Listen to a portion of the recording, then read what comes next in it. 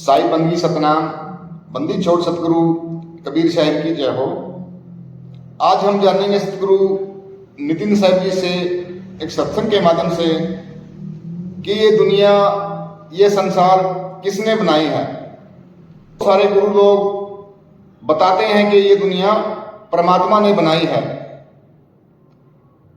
अगर ये दुनिया परमात्मा ने बनाई होती तो इस दुनिया का वो नाश क्यों करता है।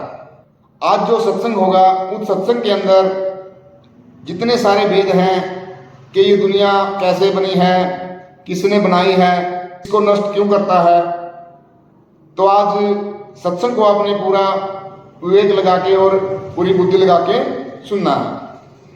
अपने गुरुओं की संगत से या जो भी कोऑर्डिनेटर्स हैं उनसे पूछ लें तो वो आपको जवाब नहीं दे पाएंगे, उनके हाथ खड़े हो जाएंगे। तो पहला सबसे बड़ा कारण क्या है उनकी सृष्टि रचना गलत होने का, कि उन्होंने कहा कि परमात्मा ने काल को पैदा किया है, जो बिल्कुल गलत है। परमात्मा से कभी ऐसी भूल हो ही नहीं सकती कि वो किसी काल रूपी दुष्ट प्राणी को पैदा कर दे जो उसी के बच्चों के लिए घातक सिद्ध हो जाए। ऐसा कभी हो ही नहीं सकता। ये तो गलती है, त्रुटि है, भूल है, और परमात्मा कभी कोई भूल नहीं करता। जैसे वैज्ञानिक होते हैं, एक ऐसा रोबोट बना दिए जो वैज्ञानिकों के लिए ही खतरा बन जाए, जनता के लिए ही खतरा बन जाए, तो ये भूल इंसान से हो सकती है, ये परमात्मा से नहीं हो सकती। कि कोई कहे कि परमात्मा ने काल भगवान पैदा कर दिया और काल भगवान जीवों को खा रहा है, वो भी परमात्मा ने श्राप दे दिया 1 लाख जीवों को खाने का। काल भगवान अपनी मर्जी से नहीं खा रहा है, 1 लाख जीवों को खाने का श्राप दे दिया परमात्मा ने। बताओ, श्राप दिया या उसकी मौजें लगा दी पेट भरने की। काल भगवान को श्राप दिया होता तो ऐसा दिया होता कि भूखा मर, खाने को कुछ ना मिले। ऐसा श्राप तो समझ में आता है। ऐसा श्राप कैसा है कि 1 लाख जीवों को खाएगा। ये तो वो हो गया मटर चिकन सब खाएगा मजे से, पनीर टिक्का। ये बिल्कुल गलत सृष्टि रचना है। 1 लाख को खाएगा रोज, 1.25 लाख को पैदा करेगा। तो जब केवल 3 गुणों को पैदा किया था तब 1 लाख जीव कहां थे? तब किसको खा रहा था? तब 1.25 लाख कहां पैदा किया उस दिन में? जब श्राप ही मिल गया कि 1 लाख रोज पैदा करेगा, 1.25 लाख और 1 लाख रोज खाएगा, तो रोज का मतलब रोज होता है, एक भी दिन मिस नहीं होना चाहिए, क्योंकि परमात्मा का श्राप है भाई। तो जब पहली बार त्रिदेव आए तो उस वक्त तो 1 लाख थे ही नहीं, तो मारेगा कहां से? और 1.25 लाख पैदा कहां से कर देगा? हैं ही 5 लोग मिलके गिन के इस दुनिया में। या पहले दिन ही 1 लाख जीव पैदा कर दिए। देवी भागवत पढ़ो, उसमें क्या लिखा है कि ब्रह्मा विष्णु महेश जब पैदा हुए तो वो देख रहे हैं कि हमें किसने पैदा किया भाई, हम यहां कहां से आ गए। उसके बाद एक देवी आई और उनको एक रथ पे, एक हवाई विमान जैसे होता है उड़ने वाला रथ, उस पे ले जाके अन्य अन्य लोगों की सैर कराने लगे। तो जब सैर करा रहे थे तब 1 लाख जीव कहां थे? उस दिन तो श्राप ही झूठा पड़ गया। 1 लाख जीव खाना और 1.25 लाख पैदा करने का मतलब समझते हो कि कितनी आबादी होगी तब जब 1 लाख जीव मरेगा। आज आप हिसाब लगाओ कि कितने लोग मरते हैं दुनिया में। आज ही आप, आज की गिनती में ही ये कहानी झूठी पड़ जाएगी, ये सृष्टि रचना की कहानी झूठी पड़ जाएगी। कोरोना में कितने लाख मरे हैं आप हिसाब लगा के देख लेना। 800 करोड़ लोग हैं, कितने मरते हैं? हर देश में कितने लोग मर रहे हैं? लग जाएगा पता। 1 लाख खा रहा है कि कितने खा रहा है। दूसरी त्रुटि क्या है? वहां बोला गया कि पहले सब नर रूप में थे, सारी आत्माएं नर थी, कोई औरत थी ही नहीं। जब काल भगवान ने पूछा कि मेरे साथ कौन चलना चाहता है, तो जिसने सबसे पहला हाथ खड़ा कर दिया उसको परमात्मा ने नारी का रूप दे दिया। देखो, यानी वो दुनिया की पहली औरत बनी, उस कहानी के हिसाब से जो 12वें पंथ के गुरु हमें सुनाते हैं। तो ठीक है, उसने तो गलती करी, हाथ उठाया, इसलिए नारी बनी। अरे तुम्हारी मां बहन कैसे नारी बन गई? क्योंकि सारे बीज तो पुरुष रूप में गए उसके गर्भ में, क्योंकि वहां पर नारी कोई थी ही नहीं, सारे जीव पुरुष थे। जिसको हंस कहते तुम लोग, हंसा, हंसिनी, हंसनी तो एक ही बनी। जिसने गलती करी वो पहले हंस था, उसको हंसिनी बना दिया, उसका वही चेंज करवा दिया, सब बॉडी ट्रांसप्लांट करवा दी उसकी, चेंज करवा दिया सिस्टम। तो वो अपनी गलती से अगर बनी है, तो उस कहानी के हिसाब से बाकी औरतें कैसे आ रही हैं इस दुनिया में? क्योंकि सारे पुरुष ही थे एक को छोड़ के। ऐसा तो नहीं है कि आधों को औरत बना दिया, आधों को आदमी। जिसने पहला हाथ उठाया उसको स्त्री का रूप दिया गया, तो ये बाकी कहां से आ गई? और सतलोक में कहते हैं कि स्त्री भी रहती हैं, पुरुष भी रहते हैं। तो जो लोग यहां आ गए, जो लोग यहां पर बैठ गए आके सारे के सारे, तो वहां पर तो स्त्री कोई होनी ही नहीं चाहिए थी, क्योंकि वहां तो पहले भी सारे पुरुष थे। तो वहां हंसा हंसनी कैसे हो गए भाई? जब पहली बार सतयुग में कबीर साहब किसी जीव को लेके गए, तो वहां पे हंसा और हंसनी कैसे हुए? वहां लेडीज कैसे आ गई? तो ये बहुत बड़ा सवाल है, इसका जवाब नहीं मिल पाएगा, जितना मर्जी जोर लगा लेना। तहसील कोऑर्डिनेटर, जिला कोऑर्डिनेटर छोड़ो, स्टेट कोऑर्डिनेटर को भी छोड़ो, नेशनल कोऑर्डिनेटर से पूछ लेना, उसकी आवाज नहीं निकलेगी। तो ये सृष्टि रचना केवल संकेत मात्र सृष्टि रचना है, डुप्लीकेट है ये। फिर कहते हैं अक्षर पुरुष को सतलोक में क्रोध आ गया, आलस आ गया। तो भाई क्रोध और आलस तो गुण है, गुण में भी दुर्गुण है। अभी 3 गुण तो आए नहीं, उससे पहले ही सतलोक में दुर्गुण आ गए। तो ये कैसे आ गए भाई? सतलोक में भी विकार हैं। विकारी सतलोक में हमने जाके करना क्या है? फिर वही क्रोध, फिर वही काम आ जाएगा। कहते हैं वहां पर भी काम क्रीड़ा हुई, इसलिए परमात्मा ने बाहर निकाल दिया। सतलोक में भी काम क्रीड़ा हो रही है, सतलोक में भी विकार उत्पन्न हुए पड़े हैं। तो ये भाई सांकेतिक ज्ञान है। ये सारे अक्षर पुरुष कौन है? ये सांकेतिक ज्ञान है। काल भगवान कौन है? ये सांकेतिक ज्ञान है। अष्टांगी क्या है? ये सांकेतिक ज्ञान है। 3 गुण क्या है? ये सांकेतिक ज्ञान है। और असली राम क्या है? ये भी सांकेतिक ज्ञान है, जिसको सैन बैन कहते हैं। सैन यानी संकेत, सांकेतिक ज्ञान। सांकेतिक ज्ञान का मतलब सैन बैन, बैन मैंने ज्ञान और सैन मैंने संकेत। संकेतों के द्वारा जो ज्ञान समझा दिया जाए उसे सैन बैन कहते हैं।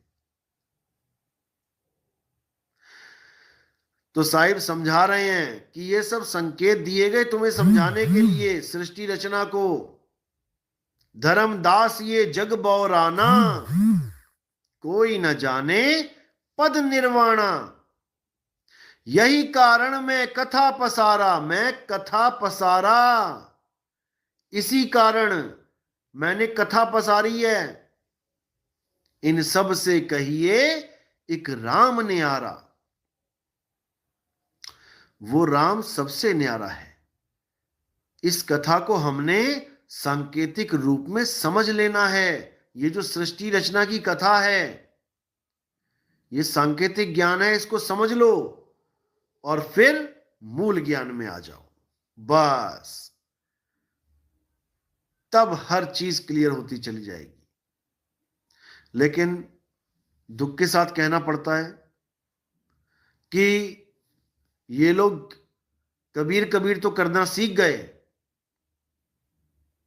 हु इज कबीर तो सीख गए, लेकिन व्हाट इज कबीर ये नहीं जान पाए। दुख इसी बात का। साहिब कह रहे कबीर कबीर क्या करे, खोज आपन शरीर और 10 इंद्रियां बस में कर, तू आपे आप कबीर। तुम ही कबीर हो, तुम ही आत्मदेव हो, लेकिन तुम अपने आप को जीव अवस्था में पहुंचा के बंधन में पड़े हो। तुम दृष्टा अवस्था में आके बंधन में पड़ गए हो। दृष्टा हो जाना बंधन है, क्योंकि दृश्य दिखेगा तभी तो दृष्टा होगा। बंधन है। जितने भी गुरु दृष्टा दृष्टा कर रहे हैं ये सब बंधन में डाल रहे हैं लोगों को, लेकिन ये जीव को समझ में नहीं आ रहा है, इसीलिए उलझा पड़ा है। जिस दिन इसको समझ में आ गया उसके बाद इसे बांधने वाला कोई नहीं है। तो उड़ जा हंस अकेला। तो इनकी सृष्टि रचना में बहुत से पोल हैं, बहुत से पोल हैं, सोच भी नहीं सकते आप, ऐसे ऐसे पोल हैं।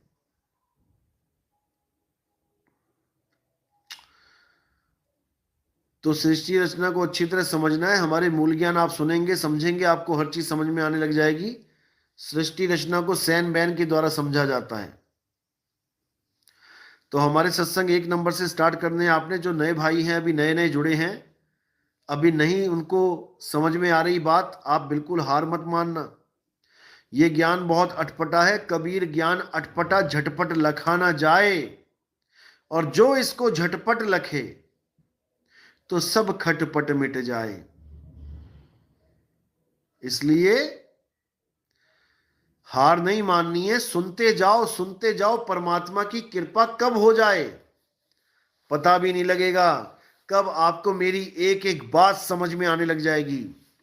बहुत से भाई ऐसे ही फोन करते हैं कि हम आपका सत्संग 4 साल से सुन रहे हैं, अब जाकर आपकी बात हमारे पल्ले पड़ रही है कि आप कहना क्या चाहते हो। 4 साल के बाद भाई लोग बता रहे हैं अब समझ में आ रहा है आप कहना क्या चाह रहे हो। आज तक तो समझ में ही नहीं आता था कि आप कह क्या रहे हो, बस देखते रहते थे कि क्या बोल रहे हैं, ये क्या कहना चाह रहे हैं, इतना चीख रहे हैं, कुछ तो है जो हमें समझ में नहीं आ रहा। लेकिन जब मालिक ने दया करी तो आज एक एक बात समझ में आ रही है। बहुत खुशी होती है, बहुत खुशी। जब मेरे परमात्मा का एक भी जीव हंस जागता है तो दिल बाग बाग हो जाता है, गार्डन गार्डन हो जाता है, क्योंकि अब उसको मुक्ति मिलेगी। जिस कारण उसने इंसानी चोला लिया, अब उसे वो चीज मिलेगी, और जब उसको वो चीज मिलेगी तब वो निहाल हो जाएगा। और उसकी खुशी का अंदाजा लगा के मुझे इतनी खुशी होती है कि मैं क्या बताऊं। तो बहुत जरूरी है जीवों का जागना, बहुत जरूरी है। उलझाने वाले लाखों बैठे हैं, लाखों। हमारे YouTube चैनल के अलावा आपको जितने भी चैनल ज्ञान वाले दिख रहे हैं, आप यकीन नहीं करोगे, सबके सब या जीव ज्ञानी है, या ब्रह्म ज्ञानी है, या तत्व ज्ञानी है, या दृष्टा ज्ञानी है। इन्हीं 4 कैटेगरीज में उलझा उलझा के मार रहे हैं सबको ये। और सब कॉपी पेस्ट किसका कर रहे हैं? ओशो का। 90% गुरु जितने बैठे हैं ये सब ओशो को फॉलो कर रहे हैं। ओशो की कई बातों को रिपीट कर रहे हैं, क्योंकि लोगों ने ओशो को सुना नहीं है। उनकी जगह इनको सुन रहे हैं तो इनको लग रहा है लोगों को कि अरे बड़ा ज्ञानी बंदा है ये तो। और कसम से अगर आप एक बार ओशो को सुनना शुरू कर देंगे तो ये जितने भी बड़का ज्ञानी बने बैठे हैं ना, ये जितने आचार्य फाचार्य जितने भी हैं यहाँ पे, इन सब की असलियत आपको पता लग जाएगी कि ये ओशो का ज्ञान चुरा चुरा के सदगुरु बने बैठे हैं। ये सब कॉपी कैट हैं, अपना ज्ञान इनके पल्ले कुछ नहीं है। अभी एक सवाल पूछ लूं तो वहीं पे पसीने छूट जाएंगे इनके, क्योंकि अनुभव ज्ञान किसी ज्ञान का मोहताज नहीं होता। ये सब लिखा पढ़ी का ज्ञान है। 1,00,000 किताबें पढ़ी ओशो ने। अपने ही सत्संग में उन्होंने बताया कि 1,00,000 किताबें पढ़ चुका हूं। भाई ऐसा कौन सा संत आया भारत देश में या कहीं पे जिसको इतनी किताबें पढ़नी पड़ गई? अरे संत तो अपनी किताब खुद लिख देते हैं, पूरा ग्रंथ लिख देते हैं, उनको पढ़ने की जरूरत नहीं पड़ती। पढ़ने की जरूरत पड़ती है उन जीवों को जिनके पास अपना कुछ नहीं होता। वो पढ़ के ज्ञान अर्जित करते हैं कि उस संत ने क्या बोला, उसने क्या बोला, उसने क्या बोला। और ये मैं आने वाले सत्संग क्लियर कर दूंगा कि ओशो जी के पास कितना ज्ञान था। ये बिल्कुल साबित कर देंगे आपके सामने। दूध का दूध, पानी का पानी कर देंगे। बिल्कुल चिंता नहीं कर दी है, गारंटी के साथ। और निर्णय आप पे छोड़ूंगा, आप पे, कि सत्य के साथ जाना है कि असत्य को पकड़े रहना है।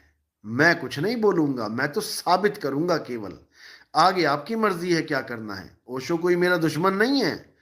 ओशो ने जो समाज को जगाया बहुत अच्छी बात है। हमारे सत्संग सुन के ओशो के हजारों जीव जागे हैं, हजारों की गिनती में।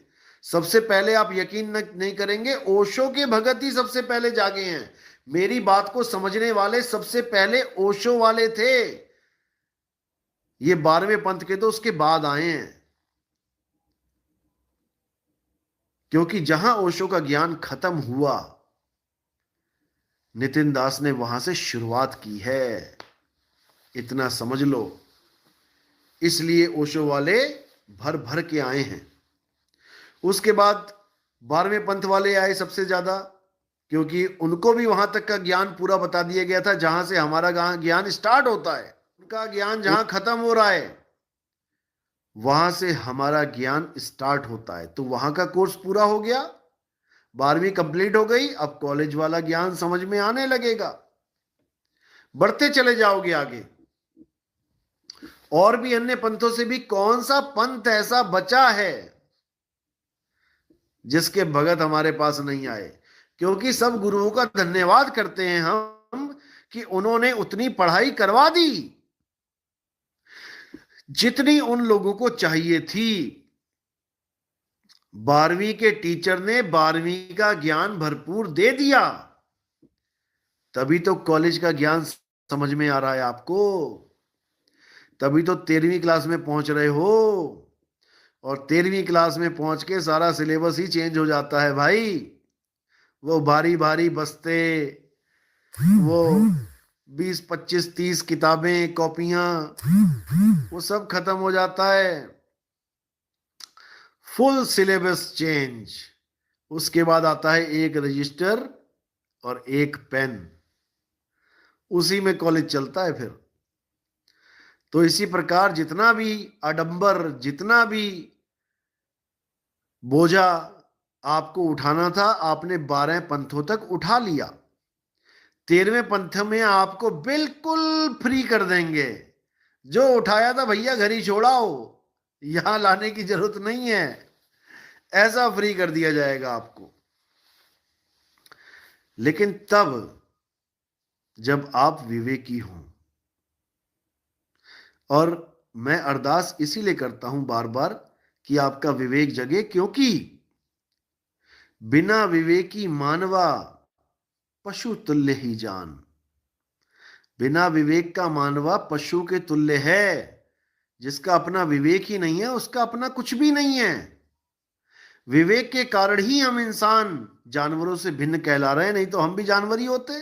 जो काम वो कर रहे हैं वही हम कर रहे हैं। लेकिन विवेक के कारण हमने क्या क्या नहीं कर डाला।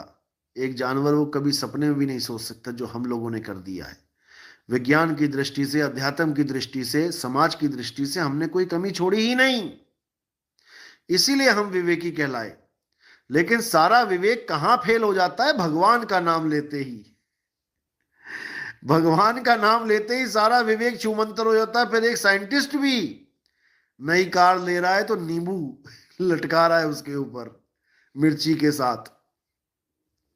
कोई डॉक्टर है वो भी शुभ लाभ और पूजा करवा रहा है नई गाड़ी की। बताओ, नई गाड़ी की पूजा करवाओगे उससे क्या हो जाएगा? एक्सीडेंट नहीं होगा क्या? ये सब अंधविश्वास है, ये सब अंधविश्वास है। बड़े से बड़ा इंजीनियर भी मंदिर में जाके माथा टेक रहा है, कहां गया विवेक? क्योंकि वो सब होशियार हैं, समझदार नहीं है। होशियार और समझदार में फर्क होता है। समझदार का मतलब होता है विवेकी, जिसमें समझ है कि जड़ क्या है, चेतन क्या है। जिसमें समझ है वो समझदार है। जो किसी सब्जेक्ट में होशियार है, तेज है, पढ़ाई में होशियार है, मेरा बच्चा बड़ा होशियार है, होशियार होगा भाई, लेकिन जब समाज में आएगा तब पता लगेगा कि समझदार है कि नहीं। बड़े बड़े होशियार धुरंधर ऐसे ऐसे कार्य कर जाते जो एक समझदार कभी नहीं करता। तो इसलिए होशियारी से भी बड़ी है समझदारी। समझदार बनो, समझदार बनो, तभी बात बनेगी। तो बहुत सी बातें हैं ऐसी, आप हमारे सत्संग सुनते जाएंगे, आपको समझ में आती जाएगी जो ये सृष्टि रचना है ये क्या है। बहुत से लोग कहते हैं पहले निराकार ही निराकार था, निरंकार ही निरंकार था, फिर उसमें से सृष्टि रचना की इच्छा उत्पन्न हुई और निराकार साकार रूप धारण करके आ गया। साकार रूप धारण कौन सा किया? सतलोक का, अलख लोक का, अगम लोक का, सूर्य चांद सितारे धरती का, यानी निराकार ही साकार बन गया। अब इनको कोई ये पूछने वाला हो कि अगर निराकार अखंड है,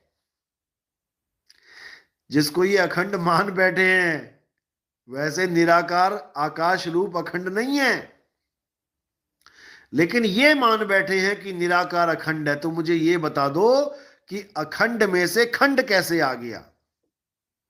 बस इतना बता दो। ये सृष्टि कैसे बन गई? अखंड में से खंड कहां से निकल आया? और ये फिर उसी में समा जाएगा। साकार सृष्टि निराकार में समा जाएगी, तो फिर ये फिर उसमें समा गया। जब दो हिस्से हो गए, साकार और निराकार, और दोनों बिल्कुल अलग अलग, तो ये कैसे भाई समा गए एक दूसरे में? नहीं समझ में आता, किसी को समझ में आने वाला नहीं है, क्योंकि ये अनुभव का विषय है। जब आपको आत्मा का अनुभव हो जाएगा और आप खुद को जान लोगे, तब आपको समझ में आएगा कि मैं ही साकार और निराकार से भिन्न हूं। मुझे ऐसे गुरु मिल गए जिन्होंने मुझे मेरा आत्मज्ञान नहीं दिया, बल्कि मुझे किसी और की पूजा करवा दी। दोनों हाथों के बीच में दिखा दिया कि ये है निराकार। अब ये निराकार है और मैं इसको देख रहा हूं, तो जो इसको देख रहा है वो कौन है? यानी कि जो परमात्मा मेरे अंदर होना चाहिए था, मुझे इन्होंने बाहर दिखा दिया, वो है परमात्मा। अरे भाई, वो है परमात्मा तो आत्मा तो यहां है, तो परमात्मा वहां कैसे हो गया? यानी दूध को दिखा रहे हैं, वो है घी। दूध भी देख रहा है, हाँ हाँ हाँ घी दिखाई दे गया, हाँ दिख रहा है, मुझे दिख रहा है। कमाल कर दी, दूध को घी दूध से बाहर दिखाया जा रहा है। और साहिब क्या कह रहे हैं? ज्यों तिल माही तेल है, ज्यों चकमक में आग, तेरा साईं तुझ में है, जाग सके तो जाग। वो कह रहे हैं बेटा जाग जा, परमात्मा वहां नहीं है, यहां है, लेकिन समझ में नहीं आ रहा क्योंकि भेदी गुरु नहीं मिल रहा है।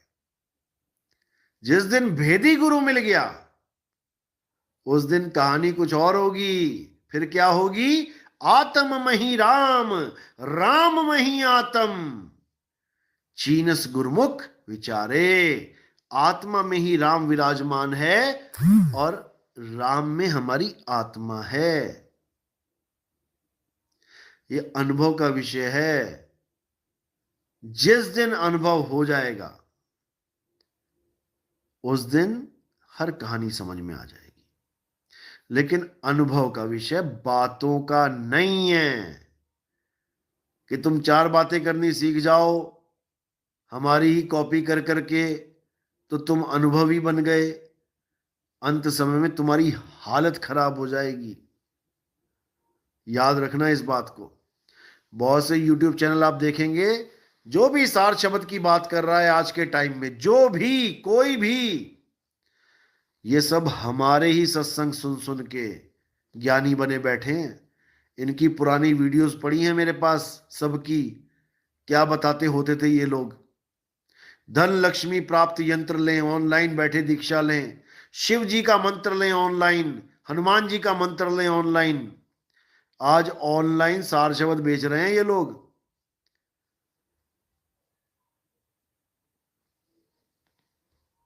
इसीलिए क्योंकि इनके पास अब कोई और ऑप्शन बची ही नहीं है।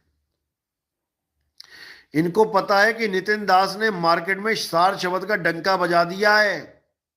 अब हमारी मंत्रों की दाल नहीं गलेगी, बासी हो गई है, सड़ गई है, बदबू मार रही है। अब क्या करें? अब इसकी कॉपी करो, कॉपी करनी पड़ेगी। याद रखना, नकल मारनी पड़ेगी तुम्हें अगर सरवाइव करना चाहते हो तो यूट्यूब पे। नहीं तो तुम्हें सुनेगा नहीं कोई, तुम्हें बोलना पड़ेगा कि हमारे पास भी सार शब्द है। लेकिन जो बेवकूफ होंगे, जो मूर्ख होंगे, वो तुम्हारे जाल में फंसेंगे बेटा। जो ज्ञानी विवेकी होंगे वो तो तुम्हें धोएंगे, और धो भी चुके हैं कई बार। लेकिन कहते हैं बेशरम के सिर पे सींग थोड़ी नहीं होते हैं जो वो शर्म खाए। बेशरम आदमी शर्म नहीं खाता। अगर उसके सिर पे सींग उग जाए तो भले वो शर्मा जाए, लेकिन इन लोग के सिर पे सींग उगेंगे नहीं और ये बेशरम से शर्मवान कभी बनेंगे नहीं। यही हाल है इन काल के दूतों का। ये काल के दूत इसीलिए हैं क्योंकि इनके पास अपना कुछ है नहीं, और हमारा सुन सुन के हमारे जैसी बातें करने लग गए। बातें करने से क्या हो जाएगा? बातें करने से क्या हो जाएगा? किसी ने बोल दिया कि रसगुल्ला खाया, बहुत मजा आया, उसकी सुन के तुमने भी कह दिया मैंने भी रसगुल्ला खाया, बहुत मजा आया, तो उसके कहने से मजा आ जाएगा क्या? मुंह तो फीकेगा, फीका रह गया तुम्हारा। दूसरों को मीठा क्या खिलाओगे जब खुद ही फीके हो? अरे बिन देखे वा देश की बात करे सो कूर, और आपे खारी खात है, बेचत फिरे कपूर। खुद तो नमक की डली खा रखी है मुंह में, और दूसरों को कपूर खिलाने चले हैं महाराज जी।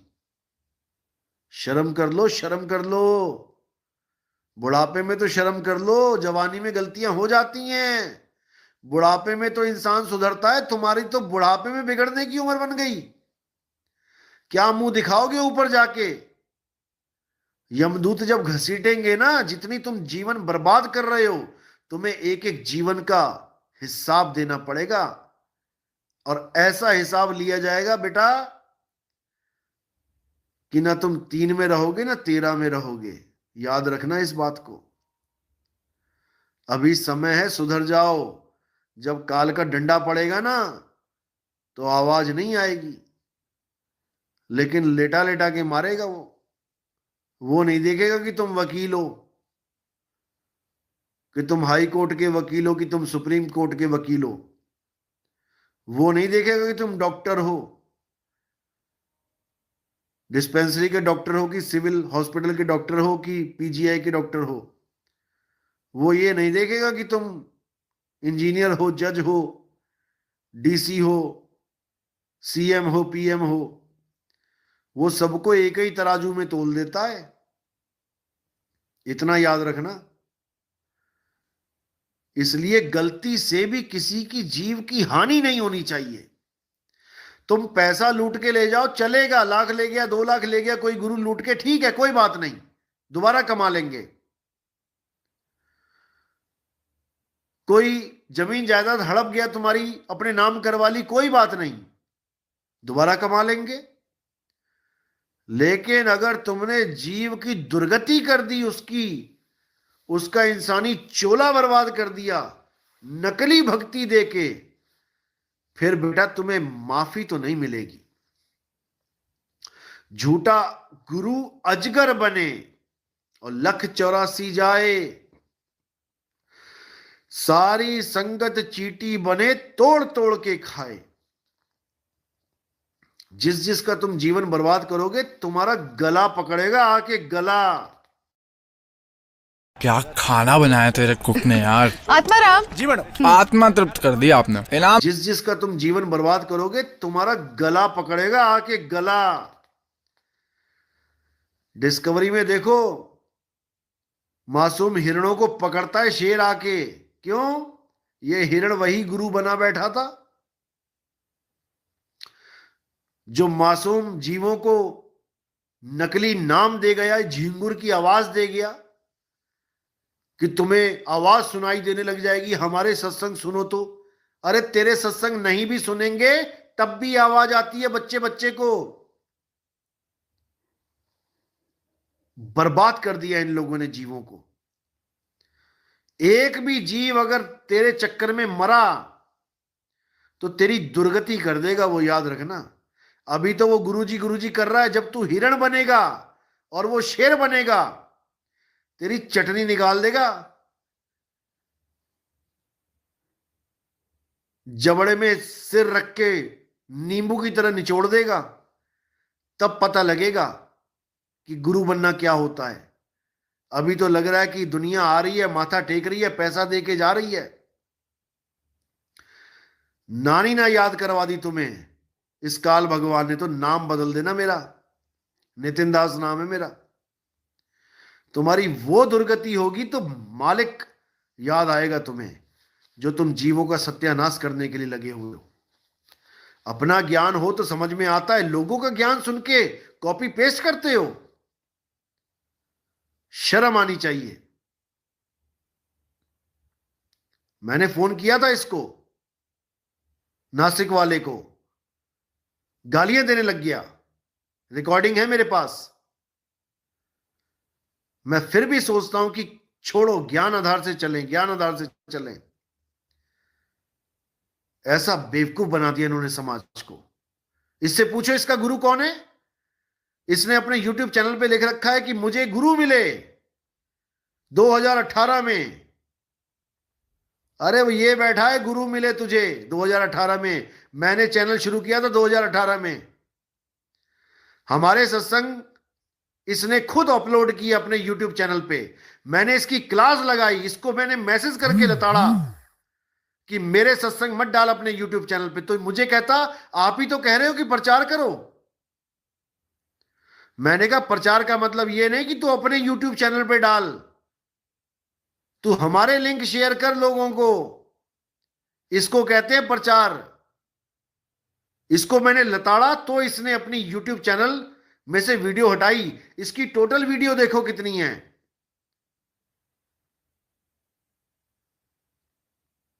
मजाक समझ लिया इन लोगों ने कि जीव तो बेवकूफ है, किसी को भी बेवकूफ बना लो। जब ऊपर लठ पड़ेगा ना वो ऊपर वाले का, तो सारी होशियारी निकल जाएगी। लख सियाणपा सहज सियाणपा लख होवे और एक न चले नाल। कितना ही सियाणपा हो तुम्हारे पास, एक नहीं चलेगा तुम्हारे साथ, एक सियाणपा नहीं चलेगा तुम्हारे साथ कि तुम चालाकी कर लोगे। जब अंत समय आएगा तुम्हारी वो दुर्गति करेगा काल। ये टोपीबाज गुरु तुम्हें टोपी पहनाने आया और तुमने पहन ली है।